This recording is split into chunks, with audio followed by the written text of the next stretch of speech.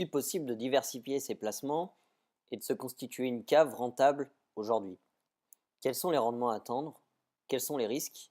Faut-il placer son argent dans le vin et est-ce sans danger? C'est ce à quoi je vais répondre dans cette vidéo. S'il ne fait aucun doute qu'une collection de grands vins de garde a de quoi faire pétiller le regard des amateurs, pouvoir la constituer requiert de mobiliser une somme conséquente. En effet, une bouteille en provenance d'un château prestigieux peut se vendre pour plusieurs centaines, voire plusieurs milliers d'euros. Toutefois, contrairement à ce qu'un bon nombre de profanes s'imaginent parfois, il ne s'agit pas d'une passion à fond perdu, et à condition de suivre quelques règles relativement simples, il est même possible d'en faire un investissement particulièrement rentable. De prime abord, associer les termes vin et investir dans la même phrase peut sembler curieux, et davantage encore lorsqu'il est question d'excellente profitabilité vis-à-vis d'un placement, qui ne génère aucun intérêt ni aucun dividende. Qui plus est, si le marché des actions et des obligations paraît encore malheureusement obscur pour de nombreux épargnants, sans même parler de celui des produits dérivés, alors que dire de la niche qui représente la classe des actifs réels dans laquelle figure le vin? Cette ignorance du grand public est d'autant plus regrettable que plusieurs études ont démontré qu'au cours des siècles derniers, le retour sur investissement des grands crus, de Bordeaux notamment, était équivalent et parfois supérieur à d'autres formes plus classiques de placement. L'objet de cette présente vidéo consiste justement à réparer cette injustice en présentant l'ensemble des tenants et aboutissants de ce type d'investissement. Pour commencer, il me paraît important de faire la différence entre le bénéfice émotionnel et la réalité de la qualité gustative du vin. Comme nous l'avons vu précédemment, le vin ne rapporte pas de coupons et contrairement à un livret réglementé, nul ne peut prétendre connaître avec certitude son taux de rémunération annuel. Cela étant posé, s'agissant d'un article de collection, au même titre que les voitures anciennes ou bien encore les objets d'art, le bénéfice généré pour le propriétaire transcende le cadre strictement monétaire. De fait, pour obtenir un calcul de rendement aussi précis que possible, il convient d'inclure à l'équation le bénéfice non financier, à savoir celui du plaisir de posséder des vins de garde. Bien entendu, ce dernier n'est pas fixe dans le temps et il peut notamment évoluer à mesure qu'une bouteille gagne en rareté.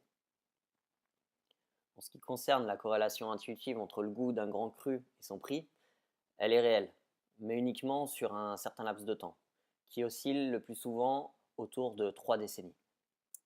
Dit autrement, les vins de garde tendent à prendre de la valeur, et plus le millésime est réputé, plus rapide et forte sera l'ascension. Pendant une trentaine d'années, à mesure que la maturité du breuvage améliore sa qualité gustative, toutefois, au-delà de cette limite, les vins entrent dans une période déclinante de leur cycle de vie, ce qui n'empêche pas les prix des meilleures bouteilles de continuer à grimper. Une telle évolution peut sembler étonnante, mais elle s'explique simplement par le fait que des châteaux prestigieux et certains millésimes réputés dont il est question acquièrent alors le statut envié d'objet de collection. Ainsi, soyons clairs et pragmatiques, un Lafite de plus de 100 ans n'a absolument pas vocation à être bu. Tout amateur éclairé souhaite en posséder un dans sa cave, ce qui justifie sa cote soutenue. Si l'on observe l'évolution des indices Windex, d'Idala Wine, nous pouvons la comparer sur ce graphique à l'évolution du CAC 40. On peut facilement s'apercevoir que le Bourgogne a pris en 10 ans 175,95%, alors que le CAC 40 a lui été dévalué de moins 3,28%. Si l'on cherche un petit peu, on peut s'apercevoir que les études portant sur une mesure objective de l'intérêt d'investir dans les vins de garde sont relativement peu nombreuses, mais certaines, dont celle de Christophe Spengers, méritent que l'on s'y intéresse de près. En effet, en se basant sur les premiers crus de Bordeaux, il est apparu qu'entre 1900 et 2012, la rentabilité du placement dans les vins était supérieure à 5% par an, ce qui n'a rien de ridicule, bien au contraire, ce taux dépasse même celui des obligations d'État sur la même période. En outre, cette étude permet de rappeler que si certaines bouteilles avoisinent 10 000 euros, la plupart des vins de garde sont accessibles pour environ 1 000 euros. ce qui représente une somme tout à fait raisonnable vis-à-vis du marché de l'art. Qui plus est, si l'on tient compte du coût nécessaire au stockage de ces précieuses bouteilles, le ROI reste supérieur à 4% et les baisses du marché en période de crise économique sont bien plus limitées que d'autres classes d'actifs comme l'immobilier ou les actions. À ce propos, notons que des fonds spécialisés permettent aujourd'hui d'acheter des parts de bouteilles issues de châteaux les plus prestigieux sans posséder une seule bouteille chez soi. Dans ce cas, cependant, aucun bénéfice émotionnel à attendre. Par ailleurs, depuis 2012, la tendance ne ralentit pas, bien au contraire, elle s'accélère puisque l'arrivée constante de nouveaux investisseurs chinois continue de pousser le prix vers le haut. Comme nous venons de le voir, le vin est un outil de diversification à condition de respecter certaines règles. Dans la mesure où ce qui va sans dire va souvent mieux en le disant, soulignons qu'un investissement dans les grands crus ne peut s'envisager que dans une perspective de diversification patrimoniale. Ce n'est qu'après avoir constitué une épargne de précaution, ouvert une assurance vie et réalisé au moins un investissement immobilier qu'il devient réellement pertinent de s'intéresser au vin.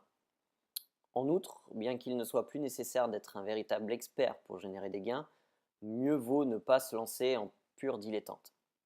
Après tout, nous vivons dans le pays qui est le premier exportateur de vin au monde et qui abrite plus de 750 000 hectares de vignobles. Si bien qu'acquérir un minimum de connaissances en la matière revêt un certain degré d'évidence. Parmi les éléments à maîtriser, notons tout d'abord que ce marché, comme tous les autres, connaît des cycles de hausse et de baisse et qu'un achat réalisé au mauvais moment nécessitera de faire preuve de patience pour ne pas réaliser in fine de vente à perte. Inversement, savoir solder ses gains est également indispensable, car comme pour les actions, le dicton «les arbres ne montent pas jusqu'au ciel» reste parfaitement valable. Savoir être patient est d'autant plus indispensable que le marché des vins impose d'attendre leur période de raréfaction pour maximiser les bénéfices. Qui plus est, on ne revend pas un Lafite aussi facilement qu'une action Air Liquide. Et ce problème de liquidité oblige, là encore, à savoir anticiper sur ses besoins. Au final, on estime à 10% maximum le pourcentage d'un patrimoine à consacrer à la collection de grands crus. En matière de fiscalité, il convient de rappeler qu'il existe une exonération totale sur les gains réalisés tant que le montant annuel des ventes reste inférieur à 5 000 euros. Au-delà, la plus-value subira 19% de prélèvements obligatoires et 17,2% de prélèvements sociaux, mais avec un abattement de 10% par an dès la 3e année de possession. Pour les fonds d'investissement spécialisés, l'exonération est totale et définitivement acquise, à condition de réinvestir les gains pendant 5 ans. En tout état de cause, la fiscalité de ce placement est nettement plus intéressante que les investissements purement financiers. En guise de conclusion, soulignons que savoir s'entourer reste un facteur clé du succès. Et dans le cas des vins, connaître un bon caviste ainsi qu'un expert dans le domaine sera un indispensable pour sélectionner les grands crus qui gagneront le plus de valeur. N'imaginez surtout pas qu'un petit cru de supermarché puisse être une pépite à en devenir, pour la simple et bonne raison que la qualité intrinsèque et initiale du breuvage se paye. C'est un peu comme l'emplacement dans le monde de l'immobilier, un élément déterminant pour le placement dans sa globalité. Si cette vidéo vous a aidé à y voir plus clair et à mieux comprendre le vin, alors je vous invite à visiter mon site internet en cliquant sur le lien dans la description. Si vous connaissez quelqu'un qui pourrait être intéressé par ce genre de placement, je vous invite à partager cette vidéo et je vous remercie infiniment pour l'attention que vous m'avez portée. À très bientôt dans une prochaine vidéo.